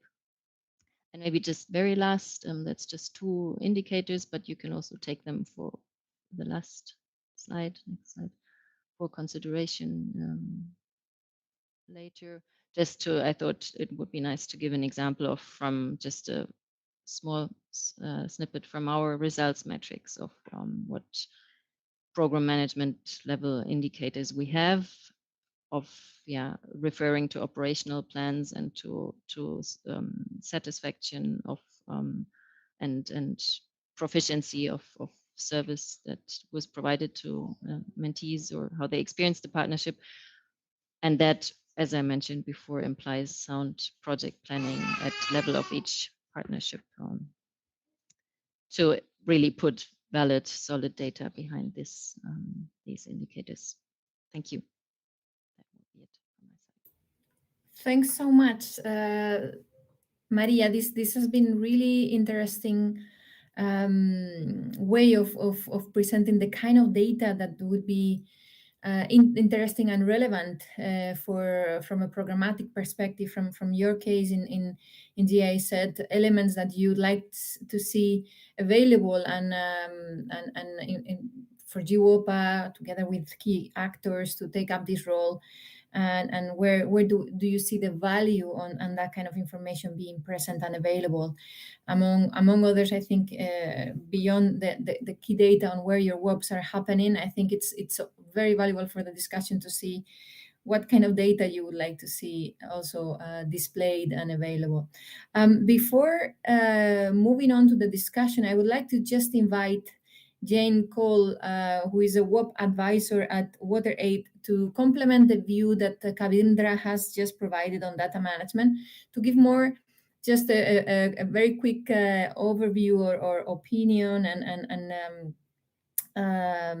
standpoint of where do they, WaterAid, stand at what data management at this point, about WOPs design, but also WOPs monitoring. If you could be very brief, Jane, as we are running out of time, unfortunately. Thanks so much for coming in a spontaneous manner, just by a quick email suggesting that your participation. So thanks so much. The floor is yours. Oh, sure, no problem. Thank you. So yeah, just real briefly, there's lots we're doing to improve our data monitoring of WOPs. First of all, we do track, the information on all our projects, duration, funding, the partners, the MOUs, the stakeholder mapping, the results frameworks. We monitor the output performance indicators, as well as the key performance indicators associated with the outcomes. But our country programs take a system strengthening approach and look at the whole WASH system. So a lot of time our WOPs are just one project within a larger overall program. So we don't yet have a system that just tracks our WOP projects. So it's all a work in progress right now. But in addition, we do a lot of things to communicate the results of our WOP projects to local, national, and global audiences, documenting, creating learning reports that document the results and our reflections, promotional videos, voices from the field, that sort of thing. And currently, we're in the process, to help us scale up our approach to WOPs. We're in the process of developing tools to help our partners that are engaging in WOPs design WOP projects, as well as help improve our monitoring and evaluation approach to WOPs. So the key things we're working on right now are, in addition to performance, which KPIs tend to be those lagging indicators. We're also monitoring the capacity development progress in each of the improvement areas, and the partnership health between all of our the partners involved in a WOP, which are both the utility partners as well as WaterAid's country program. And looking at different ways to try to capture the unexpected outcomes and benefits from WOPs. So developing a capacity needs assessment tool that can be used to monitor performance progress at any point in time, but also looking at more qualitative indicators, more narrative indicators that can help capture some of those important benefits and outcomes that our monitoring tools don't necessarily capture. And then finally, we're working on a knowledge sharing platform to help all of the partners and country programs engaging in WOPs, learn from each other and share learnings, from their context, and access, the tools that we're developing to help design and implement WOPs. So that's briefly. Thanks so much, Jane. I think it gives us a clear picture of the range of issues that you're monitoring, the processes. It's nice also to hear that, of course, you're also looking into the capacity element and the partnership health as a way of measuring results. I would like to, even though we're running out of time, we've been told by the platform that we can extend for 10 minutes. Apologies for those of you who cannot stay longer. We would take advantage of those 10 minutes just to raise a bit the discussion. And I think for me, I would like to ask the speakers, anyone who wants to participate, but I would maybe, because I know Anke has to leave before 6, I would like to ask first Anke, how do you see the moving from data management at the program, at the platform level, into a more consolidated joint effort to data management that can be mobilized and supported through GWOPA? How do you see that feasible? First question, and what do you think would be the added value of that? Yeah, I see very much the added value of GWOPA here, and I think it would be great to indeed have this overview of all the WOPs in the world, the different budgets, the different time frames. But that's already what you're monitoring actually. What I think can be added is, for example, a few key KPIs. For example, the number of people involved in the trainings, or the number of people reached, or some other KPIs which could be established. I see a challenge in really including all the KPIs of the partner utility, also because this is often data which is which the utility prefer also to keep to themselves and cannot be shared widely. So that's where I see a bit of a challenge. But when it comes to WOP data, so the partners involved and the WOP budget, and that can easily, I think, be shared and consolidated at the GWOPA level. And I think it's very helpful to see where other partnerships are in the region, for example, where you work, to use it for lobby for donors and for external investors. So I really see the added value there. Yeah, thanks so much, Anke. I think just before you leave, I would like to just mention from the side of GWOPA that this is, as I mentioned at the beginning, is a first conversation, let's say, in which most of the key stakeholders that are running several WOPs at the same time, so programs and platforms are present. We would like to take this opportunity we've been able to map the experiences and the challenges and the needs and the wish for of different stakeholders. And now we need to move on into, if there's agreement and willingness, of course, from all the stakeholders into that joint effort to give visibility to all the practice. From GWOPA's side, as Mar explained and showed before, we're working on several infrastructure, if you want to say, the portal, which will be the one collecting the data and showing the data to the outside world, and different data collection methods that we are using. On one hand, the different direct communication, on the other hand, the monitoring platform that will feed directly to the portal. So we're looking into all this infrastructure and collaborating with you on all this. So I would like to highlight that we are very happy to have had this initial conversation, and new communication to all of you will come in the form of proposed to meet and start cutting into different pieces the data management challenges that we have ahead and try to align. But I let you go, Anke. I think you have to go, and we continue with the discussion. Thanks a lot for coming and participating, especially because we see that you have a bad cold. So take care of yourself and have a good rest. Okay. I would like to.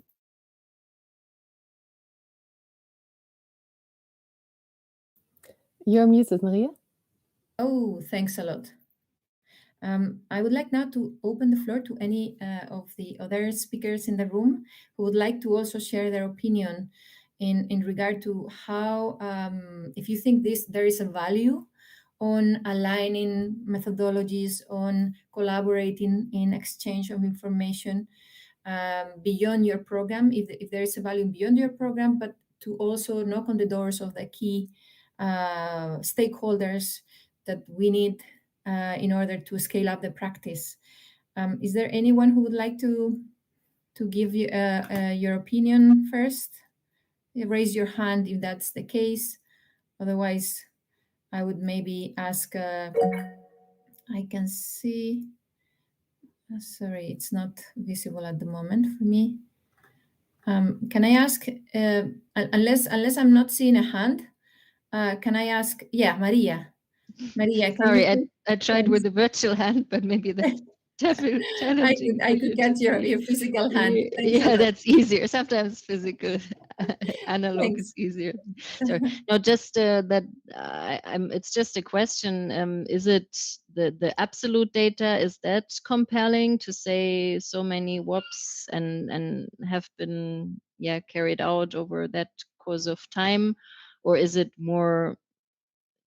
Is less also more if there is more rigorous data behind on impact or good stories told about a few WOPs that prove the case in a way, or maybe it's a combination to say we can reach globally, but this is good.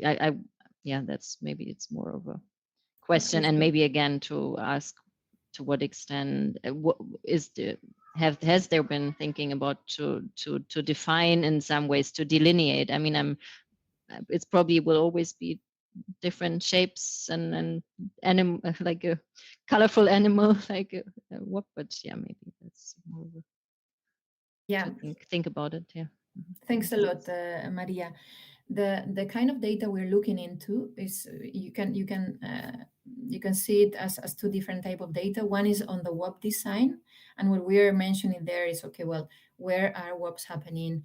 Which are the partners? Which are the donors? What are the main working areas that they are addressing?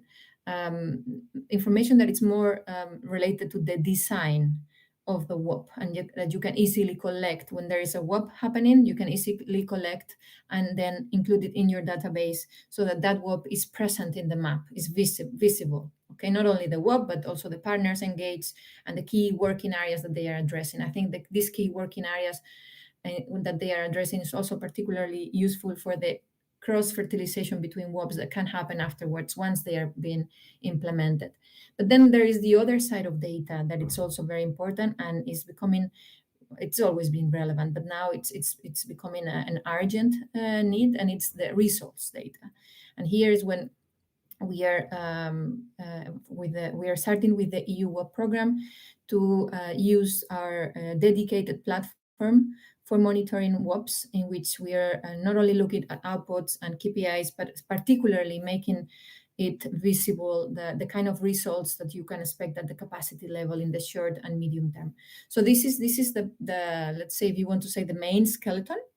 And then you raise very interesting issues through your presentation of elements that could be added as well in the type of data available in a second phase. Let's say that we can, as I said, this is work in progress, and I think we have to be flexible to the needs for advocacy, for knocking on the doors of donors, governments, etc. So more WOPs, but also to the needs and current systems of key stakeholders that, so for example, if WOP LAC is using a specific system, or Waterworks, or AFWA, of WaterAid. So where are we finding a good balance in terms of shared systems that can be a nice compromise for everyone to keep using and smoothly operating with data management without having to make a huge effort to transform and to translate into a different system? That's the first need, and that's the first stage. Later on, we can complement, because this database is there to be of value not only for GWOPA and our mission to scale up the WOP practice, but also to the key stakeholders. And in that sense, we're even considering the development, for example, once we have the portal and you can enter data, but also you can access key statistics, analysis, etc. We are also exploring the possibility of key partners to be able to directly use an API, I think it's called. I am not a software specialist or anything like that, but that you don't have to develop that kind of information in your own system, but you can just show it in your web page as information specifically dedicated to your WOP platform or WOP program or WOP individual. So now we're looking into staging the process of rolling up these efforts, and it's a very good timing for us to engage with all of you, in particular in how do we share that information, what kind of data you would see useful there, etc. Is that answering your question, Maria? Yeah, thanks. I'm just open for discussion. Okay, fantastic.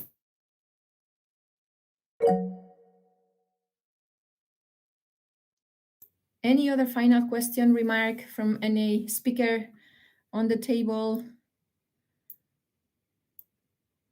If not, Monique wants to talk. Okay, fantastic. Monique, the floor is yours. Sorry.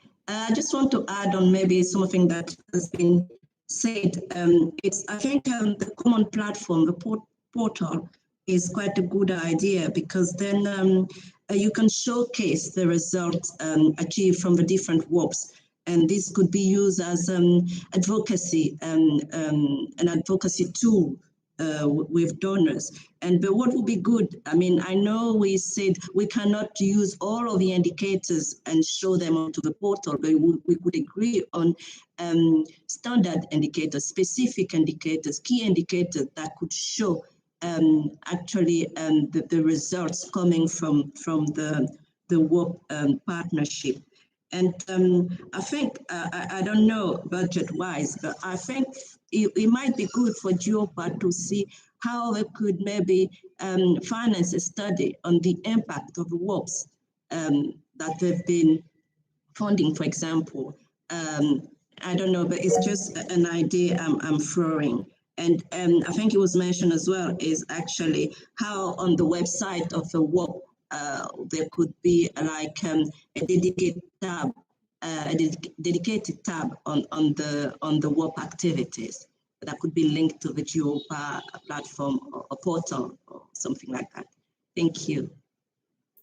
Thanks a lot, Monique. This is actually a very relevant part of the work that we are doing.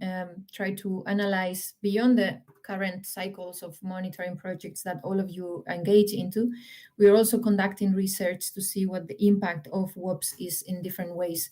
So in the GWOPA website, you can see WOP case studies, and we've looked into different type of results, but new case studies are going to be coming up and published for all the audience. And then, of course, what we need to do is also a cross-case study where we can aim at replicating or at least generalizing some of the results if it is possible, seeing trends on the type of results, etc. I see that Jane would like to also take the floor. Jane, the floor is yours. Yes, thank you. Sorry, I think Maria had her hand up first. Yeah, I just want to say I think it's a great idea to have the tool for advocacy and also to help us all learn from each other and not duplicate efforts. And I think it would be interesting to also like engage with our intended audiences for using the data to see what information they're looking for from WOPs to show their effectiveness.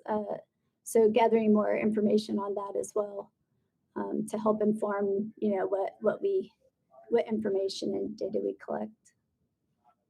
Thanks. Thank you so much, Jen. I think Maria also wanted to talk. Maria? Yeah, sorry.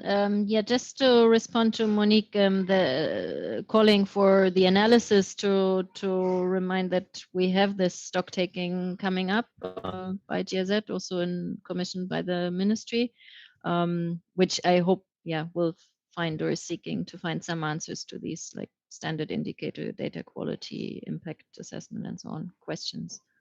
And I'm pretty sure all of you, if not, will be approached sorry, Maria, sooner or later. Could you explain a bit more on the time frame of this study? This is focusing on WOPs, right? Yeah. Well, it's more like my colleague Hannah Swartzendruber. She will approach GWOPA and other stakeholders soon, and it's just being evaluated, the tender, the bids. So within a month or two, I suppose. Yeah, she will approach people. This is really a great during the next, and the time frame then is about half a year of study. Yeah. Fantastic. I think this is one of these cases where synergies and sharing and collaboration can really render benefits for all. So I think we will all be very interested in the outcomes of the results and count with our collaboration, of course, with the possibility to connect you with partners or reflections with the evaluators on the methodology to use to measure results, etc. So that's great to hear. If we don't have any other burning question, I think, unfortunately, we should be closing the session. I personally am very happy with the sharings of today. We've been looking into a whole broad spectrum of initiatives. There is one mic that is open. I don't know who that is. If you can mute your mic. Yeah, I think we're now better. So we've seen a broad spectrum of initiatives in terms of data management, data collection, data storing, data visualizing, sharing with key stakeholders, and future needs or current and future needs that we would all like to address jointly, ideally. If that means, of course, more cost effectiveness and synergies among stakeholders. And I think what I get from this session is that we align in that purpose, and there is willingness to engage into that kind of efforts. Eventually, what we all want is to have a powerful message, to learn from the work practice, be able to make visible the results, and have powerful message so that the WOP practice, if it's working and we can prove that it's working, gets a scale that can address and contribute greatly to the challenge of universal access to safe water services, water supply and sanitation, among others. So with this, I would like to end the session of today, thanking all the participants. It's been really a great exchange. Thanking Mar for the great organization and coordination, and looking forward to further steps in this joint endeavor. Have a lovely evening, morning, or afternoon.